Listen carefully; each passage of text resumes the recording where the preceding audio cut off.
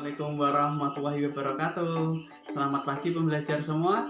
Hari ini saya akan menyampaikan materi bahasa Indonesia kelas 10 SMA, yaitu tentang teks laporan hasil observasi. Ada yang sudah tahu apa itu teks laporan hasil observasi? Ya, melihat dari kata observasi berarti itu adalah teks tentang pengamatan. Teks laporan hasil observasi adalah teks yang berisi penjabaran umum atau melaporkan sesuatu berupa hasil dari pengamatan atau observasi. Teks laporan hasil observasi juga disebut dengan teks klasifikasi karena memuat klasifikasi mengenai jenis-jenis sesuatu berdasarkan kriteria tertentu.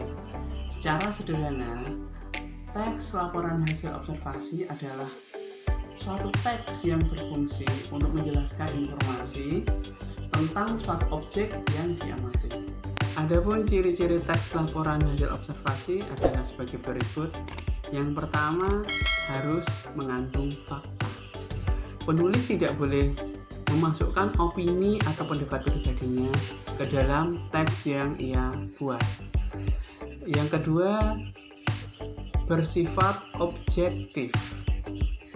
Yang ketiga, teks laporan hasil observasi ditulis lengkap dan menyeluruh. Ciri yang keempat, tidak boleh memasukkan aspek menyimpang yang mengandung prasangka atau keberpihakan. Dan yang terakhir, ciri teks laporan hasil observasi yaitu disajikan secara menarik, jelas, dan logis. Berikutnya, struktur teks laporan hasil observasi ada 3 struktur utama. Yang pertama yaitu pernyataan umum atau biasa juga disebut dengan definisi umum. Pada bagian ini merupakan pembukaan yang berisi pengertian tentang suatu hal yang tengah dibahas di dalam teks. Yang berikutnya yaitu definisi bagian. Pada bagian ini berisi ide pokok dari setiap paragraf yang merupakan penjelasan lebih rinci. Dan yang berikutnya ada definisi manfaat. Pada bagian ini menjelaskan manfaat dari sesuatu yang dilaporkan.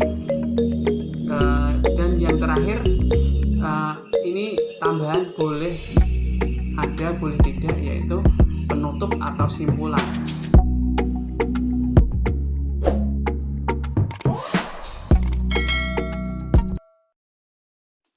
Selanjutnya, kaidah kebahasaan yang ada dalam teks laporan hasil observasi.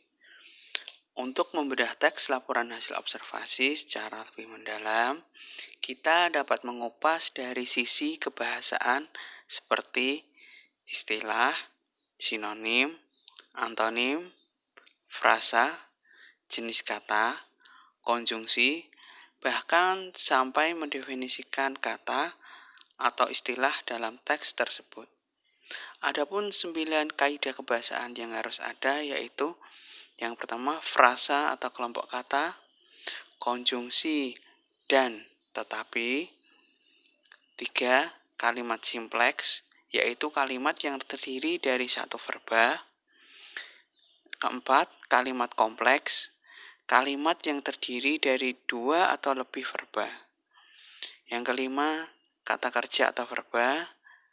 Berikutnya kata benda atau nomina. 7, menggunakan berbagai istilah. 8, persamaan kata atau sinonim. 9, lawan kata atau antonim. Itulah 9 aspek yang harus ada ketika kita ingin membuat teks laporan hasil observasi.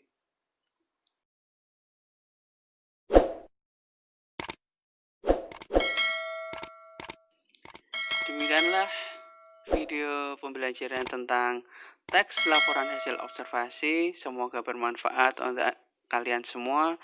Jangan lupa di komen, like, and subscribe. Terima kasih.